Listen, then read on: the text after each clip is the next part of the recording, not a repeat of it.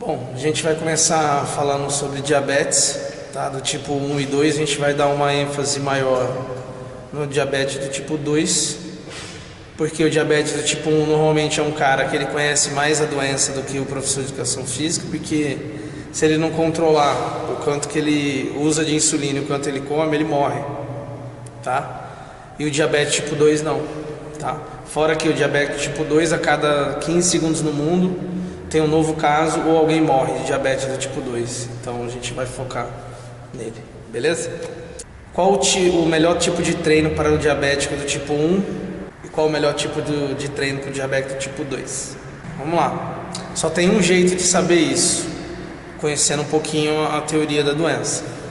Então vamos lá. A origem da doença do diabetes do tipo 1. Normalmente ela é autoimune, que significa o quê?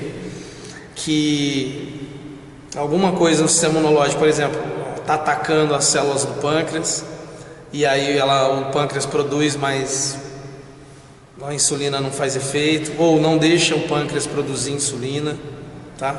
Então assim, é um defeito ou na fabricação, resumindo, da insulina, ou a insulina é produzida, mas não consegue fazer a ação dela porque ela é produzida de forma errada.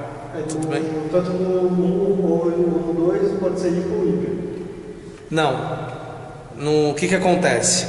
Boa pergunta. No tipo 1, o cara vai estar sempre não, ele vai estar sempre com hipoglicemia, né? Por quê? Porque ele está tomando insulina. Por que ele tem que saber o tanto que ele toma e o tanto que ele come?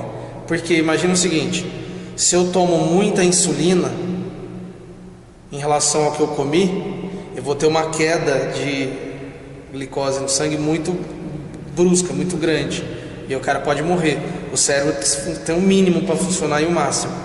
Chegar no mínimo você pode morrer. Faltar glicose por cérebro, oxigênio para o cérebro, por exemplo, por 5 segundos você já mata aquela célula cerebral, né? Então, o oxigênio, a mitocôndria que tem lá na célula precisa de energia, enfim. Então o que acontece? O diabetes tipo 1, o maior perigo dele não é a hiperglicemia. Por quê? Porque ele toma insulina. Se ele não tomasse, o problema seria igual, seria um problema de hiperglicemia para os dois. Então se ele faz a alimentação lá dentro, a dieta... Alimentação mais a insulina... Se ele esquecer de tomar insulina, ele pode dar hiper. Vai ter hiper, exatamente. Mas se ele não tomasse, vai ser hipoglicemia. Aí vai ser... Na verdade, se ele tomar, ele vai ter uma glicemia normal. Se ele tomar errado, o que é tomar errado? Tomei muita insulina, comi pouco, vou ter uma hipoglicemia drástica. Ou tomei pouca insulina e muita comida, vou ter hiperglicemia, tá? Mas por isso que eu falei, eles conhecem tão bem esse mecanismo, que eles sabem melhor do que os professores e às vezes quase igual ao médico, entendeu? Bom, o diabetes do tipo 1, ele é insulino dependente, tá?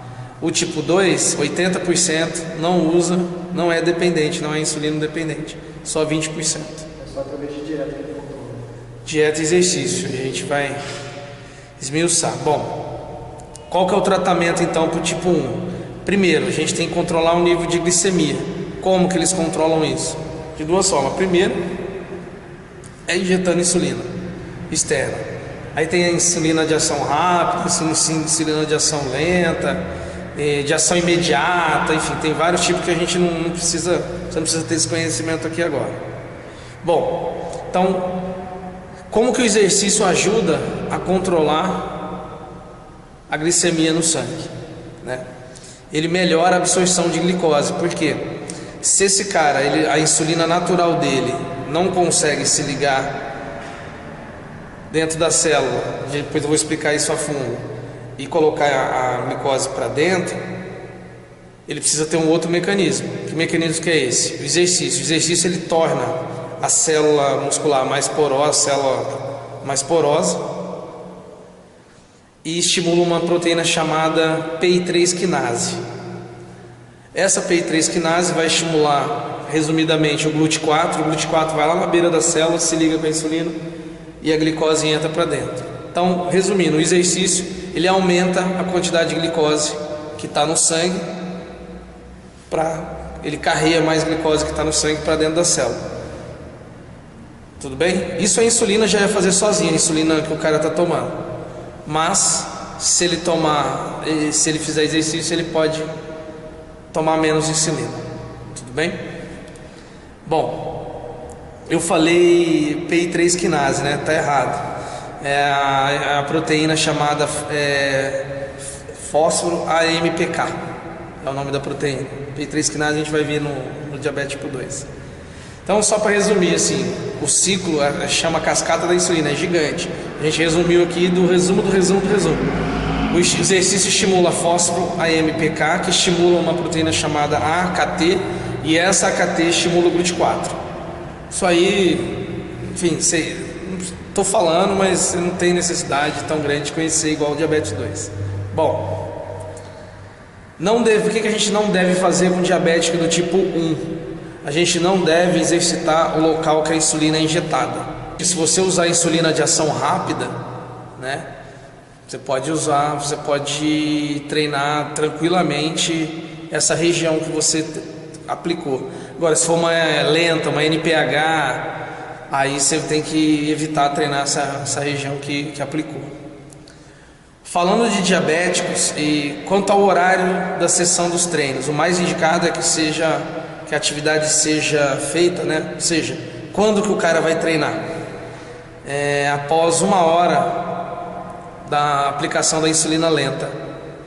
Se for insulina rápida ou a NPH, você pode já treinar e usar a insulina e já ir treinar. Tudo bem?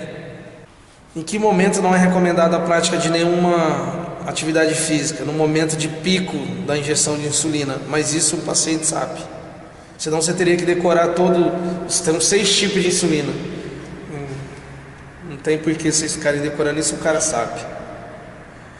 Quais os principais cuidados com o treinamento do diabético do tipo 1? Verificar o local e os horários da injeção de insulina, que a gente acabou de falar. Por quê? O local para não treinar ele se for uma ação lenta. E o horário, porque passou de 1 hora, beleza, né, se for insulina de ação lenta. E aí você não treina aquela região onde foi aplicada. Nem treinar no momento do pico da injeção. E saber há quanto tempo ele está sem ingerir carboidrato. Normalmente esse cara ele vai comer carboidrato, vai tomar insulina e vai vir treinar. Ele sabe o que fazer, tá? Agora do diabetes tipo 2 a gente vai falar bastante coisa, tá? Bom, como a pessoa se toma diabético do tipo 2? Qual que é a origem? Onde começa o problema, né? Bom, a primeira coisa está relacionada com o sedentarismo, tá? E uma alimentação rica em gordura e rica em carboidratos, principalmente carboidrato que a gente chama ou de alto índice glicêmico, ou de alta carga glicêmica, ou de cadeia curta. Tem essas 3 denominações. Alto índice glicêmico tem uma diferença para carga glicêmica, depois a gente fala disso. Mas o cadeia curta é alto índice glicêmico ou alta carga glicêmica, tudo bem? E a obesidade. Então, se eu sou sedentário, tenho uma alimentação rica em carboidrato, rica em gordura, se eu não tiver uma genética privilegiada, provavelmente eu vou ser obeso, e a obesidade seria o terceiro fator para diabetes. Lembra o seguinte, que a diabetes, ela do tipo 2, ela pode acontecer em indivíduos magros. Por quê? Porque se o cara tem uma vida sedentária, come excesso de carboidrato simples, né, ou de cadeia curta, e excesso de gordura, ele pode estar magro fisicamente, mas ele vai desenvolver a diabetes, a gente vai ver por quê. Bom, já que a gente falou que um dos problemas é o alto índice glicêmico ou carboidratos de cadeia curta em excesso na alimentação, vocês têm noção de quais são esses alimentos que têm alto índice glicêmico? Tudo que vem de farinha, né? Mas tem alimentos piores que esses. Quais seriam? Doces, sólidos ou líquidos. Por exemplo, você toma uma Coca-Cola, você toma um suco de caixinha que é açúcar puro. Você não tem digestão disso. Em minutos, 2 minutos, ele vai bater no teu estômago, já vai ser absorvido no intestino e já vai estar elevando a glicose e a glicemia no sangue. Então assim, tudo que é vindo de farinha, primeiro doce, sólidos e líquidos, tá? Depois, tudo que vem de farinha tem alto índice glicêmico ou alta carga glicêmica. Vocês citaram 2 exemplos que eu até fiquei assustado quando eu estava pesquisando semana passada, que o pão branco em relação ao pão integral, por exemplo, ou até o pão integral em relação à batata. O pão integral, apesar de ter farinha, ele tem uma carga glicêmica e um índice glicêmico menor que a batata. Eu fiquei assustadíssimo. Por isso o pessoal usa... Mas não adianta comer pão em excesso, é uma fatia, 2, dependendo da pessoa. A galera acha que é para integral, opa, vou comer metade do pacote aqui, também não adiantou nada. O pão integral, o que acontece? Ele tem fibra, a fibra retarda a entrada da glicose no sangue. Por isso que o índice glicêmico é baixo. O que é índice glicêmico? É a velocidade, a capacidade que um alimento tem de elevar a glicemia após ele ser digerido e absorvido. Quanto maior o índice glicêmico, mais engordativo é. A gente vai ver aqui por quê. Mas assim, isso não significa que ele não possa consumir alimento com alto índice glicêmico depois do exercício. Então, aí depende se, normalmente, se um cara é diabético tipo 2, 80% são obesos, né? Então ele não está preocupado em hipertrofia. Que isso você está me perguntando é porque você é magro e está sempre preocupado com hipertrofiar e pós-treino ter uma alimentação que reponha isso, entendeu? Lembra também que é o seguinte, você tem uma capacidade limitada de absorção de carboidrato, mesmo pós-treino que ela está aumentada, então não adianta também ingerir grandes quantidades. Bom, o que acontece? Quando você come um alimento, tá, de alto índice glicêmico, os outros também acontece isso, mas vamos falar de alto índice glicêmico. Após ele ser digerido, né, o que é um carboidrato? Né? Ele é um polímero de glicose, são várias glicoses agrupadas uma na outra. A digestão faz o que? Quebra. Então vem um monte de glicose para você absorver. Isso vem para o sangue. Então o seu sangue está lá de boa, sei lá, 100, está com 90 miligramas por decilitro de glicemia, aí entra um monte de glicose, beleza? O que vai acontecer? Essa glicose no sangue vai fazer que órgão liberar o hormônio insulina? O pâncreas, tá? É as células beta do pâncreas que vão produzir esse hormônio chamado insulina. Então, aumentou a glicose, o pâncreas é ativado, produz insulina, vai lá e abaixa. Tudo bem? Beleza. A insulina vai pegar essa glicose, vai lá na beira da célula e tem uma proteína carreadora chamada IRS1. Ela se liga no IRS1 e aí o IRS1 desencadeia o que a gente chama de cascata da insulina. Resumidamente, daqui a pouco eu vou falar essa cascata para vocês, tá? Mas ele vai desencadear um processo que no final ativa um negócio chamado GLUT4. Você tem vários glúteos, tá? Se eu não tiver enganado, tem mais de 10 aí. O GLUT4 é o glúteo muscular, vamos dizer. Ele vai na beira da célula que a insulina está lá, se liga nela e aí ela coloca a glicose lá para dentro. Tudo bem? Bom, quando a célula atinge o seu limite, ou seja, a célula tem uma capacidade X. Então, igual o seu carro, é 45 litros, 50 litros. Encheu, o que acontece se você continuar botando gasolina? Vai vazar. O que significa vazar no corpo? Vai sobrar no sangue, certo? A insulina está alta no sangue, o que tem que fazer? O pâncreas tem que liberar a insulina de novo, aí ele libera, só que já está cheio. Tudo bem? Não tem para onde ele colocar, ele pega isso e armazena em gordura. Bom, o excesso de glicose vira gordura, que eu acabei de falar. O excesso de proteína, que também vira gordura. Tudo bem? E arrebenta com o seu rim. Bom, o excesso de proteína vira carboidrato. Se a célula já estiver cheia, vai virar gordura de novo. Como que o sedentarismo torna alguém diabético do tipo 2? Vamos lá. Sem atividade, se eu não faço atividade física e tenho uma dieta rica em carboidrato, minhas células estão cheias de glicogênio ou vazias? Só para lembrar, o que é o glicogênio? Você comeu glicose, ele vai fazer uma ligação com o oxigênio e vai se transformar dentro do músculo e do fígado a reserva animal da gente, que é glicogênio. Tudo bem? Então as células vão estar cheias ou vazias? Vão estar cheias, beleza? Bom, aí a célula está cheia, principalmente as musculares e as hepáticas, onde acumula isso. Aí elas vão necessitar de mais ou menos glicose. Ela não necessita, ela está cheia, está lotada, né? Bom, ela necessita de menos, né? Se a gente continua a comer muito, a célula já está cheia, certo? Se a célula está cheia, não entra mais glicose, não vira mais glicogênio, haverá o quê? Um excedente de glicose no sangue, tudo bem? Bom, forçando o corpo a produzir o quê? Insulina. Cada vez mais, né? Bom, segura essa deixa aí, daqui a pouco a gente vai entrar nessa parte de novo. Como que a gordura atrapalha? A gente estava falando de comer carboidrato, né? E o excesso de proteína também, que vai virar a glicose e vai dar o mesmo problema. Como que a gordura entra no processo? Primeiro, o excesso de carboidrato vira gordura, não vira? Mas não vira gordura, ele vira gordura circulante, depois ele vira gordura de depósito. Tudo bem?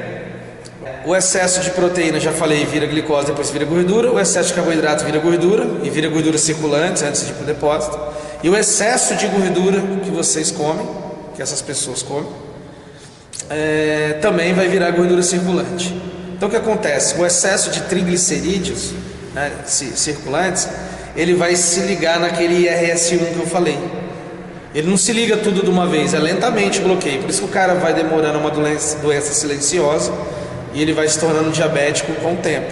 Então vai se ligando nos IRS1, se ligando. Chega uma hora que tem muito IRS1 bloqueado, ligado com a gordura, que a gente chama de bloqueado. O que vai acontecer? Seu organismo, você comeu glicose demais, comeu carboidrato demais, tem glicose demais no sangue. O pâncreas produz insulina, só que não consegue colocar para dentro da célula, porque tem muito IRS1 bloqueado. Então lembrando que a insulina vem na beira da célula, liga com o IRS1. O IRS1 desencadeia uma cascata da insulina para você poder jogar a glicose para dentro da célula. Só que agora você não está conseguindo mais desencadear essa cascata. Por quê? Porque a maioria dos seus IRS1s estão bloqueados. Aí sobra glicose, não sobra? O que o corpo tem que fazer? O pâncreas tem que produzir insulina. Aí continua sobrando glicose, produz de novo. Continua sobrando, produz de novo. Continua, sobra, produz. O pâncreas entra em falência. E aí para as células do pâncreas, que a gente chama de infarto, vão começar a morrer uma parte dela, até morrer todas, depende se o cara tratar ou não.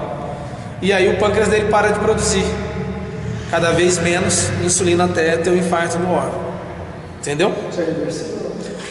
Graças a Deus basta o cara fazer dieta, porque ele vai desbloquear, a gente vai ver aqui, fazer exercício, a gente vai ver de novo, e tomar insulina, em alguns casos, depois ele para de tomar insulina. Entendeu? Quando a glicose está no sangue, está alta no pâncreas, o pâncreas produz insulina, já falei. E através da cascata de sinalização da insulina, ele estimula o IRS1. Esse IRS1 vai estimular uma proteína, agora sim, chamada PI3 quinase. Essa PI3 quinase estimula uma proteína chamada AKT, que estimula o GLUT4, que ele vai na membrana, cria um canal por onde a glicose vai entrar, a glicose que está lá na insulina vai entrar para dentro da célula. Tudo bem? Bom, então o problema maior do diabético não é só comer carboidrato do tipo 2. Esse excesso de carboidrato, vocês já viram tudo aqui, mas ele vai virar gordura circulante. Essa gordura circulante bloqueia o IRS1. O excesso de gordura que ele come, normalmente o cara não come um pão só, né? O que passa no pão? Maionese, manteiga, requeijão, né? Só coisa light. Essa gordura também vai ficar circulando no sangue em excesso e vai bloquear o IRS1. Tudo bem? Bom, vocês lembram o que é um negócio chamado glicogênese? A glicogênese é o que? Toda vez que você precisa, você tem glicose no sangue, você vai pegar essa glicose e transformar em glicogênese, né? Gênese seria o início, a construção de algo. Então, a glicogênese é o que? Você pegar a glicose que está no sangue e transformar em glicogênio, que vai ser acumulado no músculo e no fígado. Tudo bem? Bom, um parênteses aqui é interessante. Vocês, por acaso, se acabar o meu glicogênio, estou treinando perna, não importa se é musculação, se eu estou correndo a 1 hora, acabou o meu glicogênio da perna, acabou do fígado, se eu tenho glicogênio no bíceps, esse glicogênio do bíceps vai para a perna? Não especificamente no bíceps, né? Ele vai pegar o glicogênio muscular, né? Vai quebrar e vai fazer... Então, mas vai pegar proteína muscular, não glicogênio que acabou, né?